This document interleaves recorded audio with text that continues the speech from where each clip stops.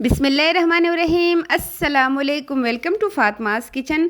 तो आज की रेसिपी मैं आपके साथ शेयर करूंगी टोटियाज़ की, जो मुख्तलिफ़ रेस्टोरेंट्स में हमें मिलती है और जिसमें हम डिफरेंट किस्म के फिलिंग करके अपनी वाह वाह करवा सकते हैं। अगर आप इसको एक बार बनाना सीख ले बिल्कुल परफेक्ट तरीके से, तो फ्रिज से इजीली निकाल के जब आपका दिल चाहे कुछ मज़ेदार सा खाना, तो आप इसको निकाल के अपनी मर्ज़ी की फिलिंग कर सकते हैं और अपनी वाह वाह करवा सकते हैं। इसमें हम डिफरेंट किस्म की इंग्रेडिएंट्स इस्तेमाल करते हुए एक परफेक्ट सॉफ्ट ब्रेड बनाएंगे, और बिल्कुल वो भी बिल्कुल बारीक सी, जिसे आप 1 से 2 हफ्तों के लिए भी फ्रिज में रख के इस्तेमाल कर सकते हैं। तो चलिए जी, बनाते हैं इसका रैप्स भी, और साथ ही हम इसके जो फीलिंग है उसका आइडिया भी मैं आपको देने वाली हूँ इस वीडियो में। लेकिन वीडियो स्टार्ट करने से पहले बस आपसे एक छोटी सी रिक्वेस्ट है कि आप वीडियो में इतने मगन हो जाते हैं कि आप लाइक एंड सब्सक्राइब करना भूल जाते हैं। तो आपने लाजमी इस वीडियो को लाइक, शेयर एंड सब्सक्राइब करना है। तो ये सॉफ्ट टोटियाज़ बनाने के लिए यहाँ पे मैंने 4 कप मैदे का इस्तेमाल किया है। 4 कप मैदे के हिसाब से मैं बाकी चीज़ें इसमें शामिल करूँगी, आपने गौर से देखना है। 2 टीस्पून मैंने इसमें चीनी शामिल कर दी है। 1 टीस्पून इसमें नमक शामिल करेंगे। नमक को अगर आप कम ज़्यादा जितना भी आप इस्तेमाल करते हैं उतना आपने इसमें डाल देना है। 1 टीस्पून यानी कि 1 चाय का चम्मच भर के हमने इसमें बेकिंग पाउडर का इस्तेमाल करना है। इससे ये ब्रेड जो है बहुत सॉफ्ट बनेगा। 4 टेबल स्पून यानी कि 4 खाने के चम्मच मैं इसमें शामिल करूंगी नीडो मिल्क पाउडर। जो भी आपके पास मिल्क पाउडर हो आप इसमें डाल दीजिएगा। और तकरीबन आधा कप ही मैंने इसमें शामिल कर दिया है कॉर्नफ्लोर का। अब हमने इन ड्राई इंग्रेडिएंट्स को अच्छे से मिक्स करने के बाद इसमें मैं शामिल करूंगी तकरीबन 2 टेबल स्पून भर के इसमें मैंने ऑयल का शामिल कर दिया है। अब यहाँ पे पॉइंट आता है इसकी अच्छी सी मिक्सिंग का। तो आपने यहाँ पे इसकी अच्छी सी तकरीबन 2 से 3 मिनट इसको अच्छी तरह मिक्स करना है। जो ऑयल हमने इसमें डाला है उससे इसका कलर भी अच्छा आ जाएगा और ये सॉफ्ट रहेंगी। जो टोटियाज़ है ये सॉफ्ट रहेंगी। तो यहाँ पे आपने इसको अच्छी तरह मसल के इसको मिक्स कर देना है। उसके बाद ही हम आते हैं आटा गूंदने की तरफ। तो 1 कप यहाँ पे मैंने नॉर्मल टेप जो पानी होता है वही लिया है, नॉर्मल पानी, और यहाँ पे हम इसको अच्छी तरह गूंदेंगे। आपने डायरेक्ट सारा पानी एक साथ नहीं डालना, थोड़ा थोड़ा पानी डालते जाइएगा और इसको हमने अच्छी तरह गूंदना है। पहले हमें लगेगा कि ये थोड़ा सा सख्त है, लेकिन आपने ज़्यादा पानी इसमें एकदम से नहीं डालना, थोड़ा थोड़ा डालेंगे तो जो मैदा है वो अच्छी तरह गूंद जाएगा। और यहाँ पे मैं आपको पानी की मिकदार भी बताऊंगी कि मैंने इसमें कितना पानी शामिल किया है। आपने जौन सा भी कप लेना है आपने बस उसी हिसाब से इसमें पानी शामिल करना है।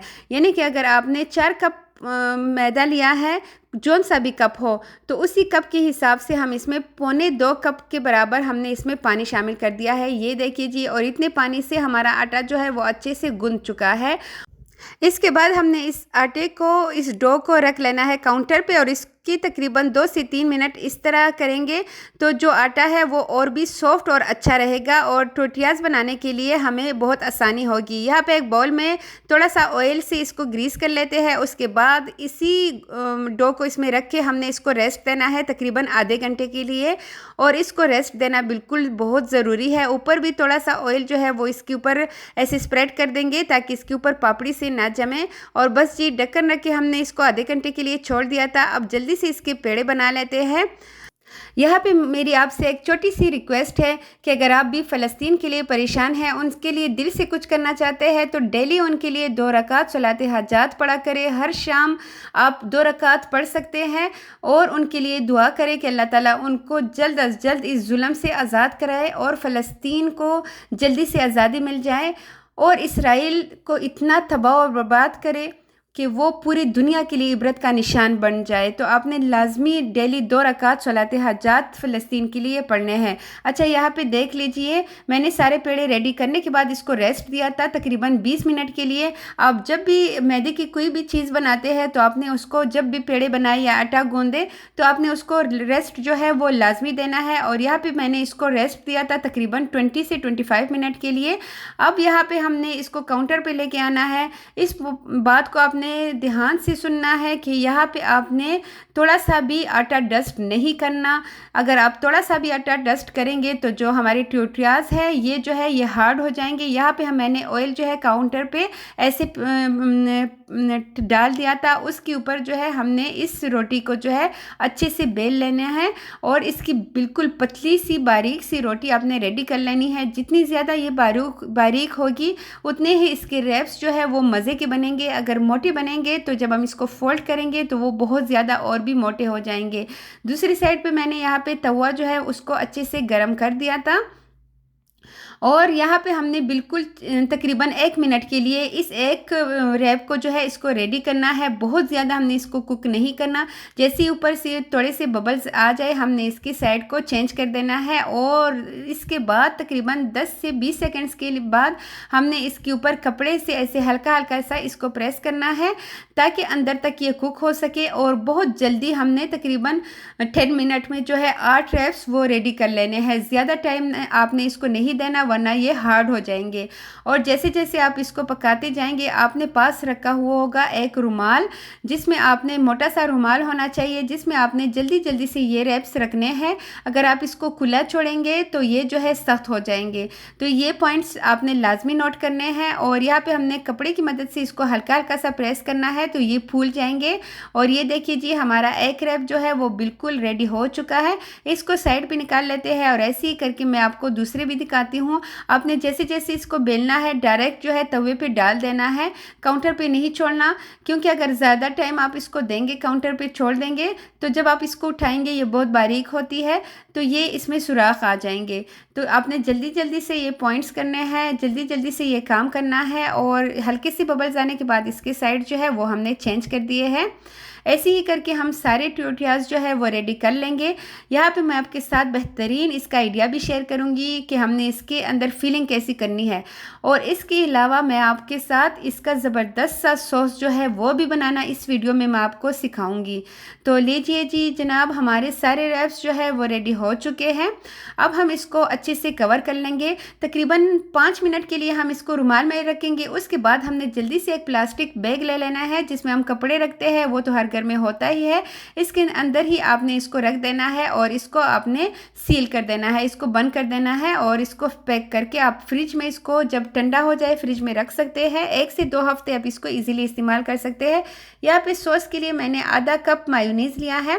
1 टेबल स्पून मैं इसमें चिल्ली सॉस शामिल करूंगी। थोड़ा सा नमक हस्बे ज़रूरत डालेंगे और साथ ही इसमें कुटी हुई लाल मिर्च डालेंगे। आपके पास पपरिका पाउडर हो तो आप वो डाल दीजिएगा थोड़ी से, और अगर नहीं हो तो लाल मिर्च का पाउडर ऐड कीजिएगा। और लीजिए अच्छी से मिक्स करेंगे और इसका ज़बरदस्त सा सॉस जो है ये रेडी हो चुका है। इसको आप रोल पराठों में भी इस्तेमाल कर सकते हैं और बर्गर बनाने के लिए भी यह सॉस बहुत ही परफेक्ट है।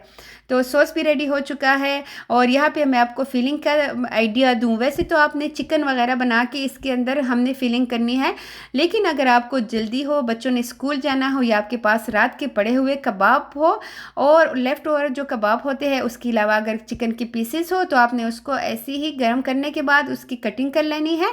और जी इसके बाद आपके पास घर में जितनी भी सब्जियां अवेलेबल हो जो आपको पसंद हो वो आपने अच्छे से काट लेने के बाद रख लेनी है फ्रिज में। सुबह स्कूल जाना हो बच्चों ने तो आप फटाफट निकाल के उनके लिए ज़बरदस्त सी फिलिंग कर सकते हैं।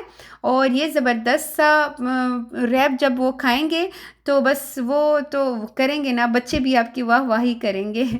तो यहाँ पे मैंने सॉस अच्छी तरह रैप के ऊपर लगा दिया है। दरमियान में मैं इसके नगेट्स रख रही हूँ। मेरे पास अवेलेबल थे इस टाइम नगेट्स, तो आपके पास भी नगेट्स हो आपने उसको ऐसे ही काट लेने हैं। कबाब हो तो आपने कबाब को भी ऐसे ही काट देना हो। उसके अलावा चिकन अक्सर फ्रिज में पड़ा होता है तो उससे भी आप ये कर सकते हैं। ऊपर अपनी मर्ज़ी के जो वेजिटेबल्स है वो आप रख लें। और लीजिए जी इसको हमने स्पाइसी बनाने के लिए इसके ऊपर और भी हमने थोड़ा सा क्या है सॉस ये हमने उसके ऊपर डाल देना है। और ये सॉस इतने मज़े का है कि आप अगर इसको किसी भी स्नैक के साथ उठा खाएंगे तो आपके स्नैक्स को चार चांद लग जाएंगे। तो लीजिए जी, दूसरे हमने दरमियान में इसकी फिलिंग कर दी है। अब हमने ऐसे ही इसको फोल्ड करते हुए इसको आगे लेके जाना है। रैप्स का तो सबको ही पता होता है कि वो थोड़े से मोटे होते हैं साइज़ में, जैसे कि ये है। अच्छा, इसकी साइड्स खुलने की टेंशन नहीं है। जब आप इसको ग्रिल करेंगे या पैन में या फिर विदाउट पैन आप इसको तवे पे भी ग्रिल कर सकते हैं। तो उसको इसके ऊपर थोड़ा सा हमने डाल देना है घी या फिर जो भी ऑयल आपने डाल देना है। बटर भी आप डाल सकते हैं बिल्कुल थोड़ा सा। और जी, हर साइड पे हमने इसको कलर दे देना है तकरीबन 2 से 3 मिनट के लिए, और हमारे ज़बरदस्त से रैप्स जो है वो रेडी हो जाएंगे। यहाँ पे मेरे पास तो ग्रिल पैन था, मैंने उसी में इसको ग्रिल कर दिया है। लेकिन अगर आप तवे पे करना चाहें तो तवे पे सिर्फ ये लाइन वाली निशान नहीं आएगी, बाकी जो है वो भी ऐसे ही सील हो जाएंगे। जैसे ये सील हो चुके हैं, हल्का सा प्रेस करेंगे तो ये एक दूसरे के साथ जो है चिपक जाएंगे। और ऐसे ही मैंने इसके हाफ रोटी वाले वो स्लाइस भी बनाए हैं और साथ ही जी इसके रैप्स भी बनाए हैं। तो ये तो आप पे डिपेंड करता है, आप इससे डिफरेंट किस्म के रेसिपीज़ बना सकते हैं। तो आई होप आपको आज की रेसिपी अच्छी लगी होगी। अच्छी लगी हो तो लाइक शेयर एंड सब्सक्राइब लाजमी कीजिएगा, और मेरे चैनल पे आपके लिए बहुत ही मज़ेदार रेसिपीज़ मौजूद है, लाजमी विजिट कीजिएगा। Thanks for watching. अल्लाह हाफिज़।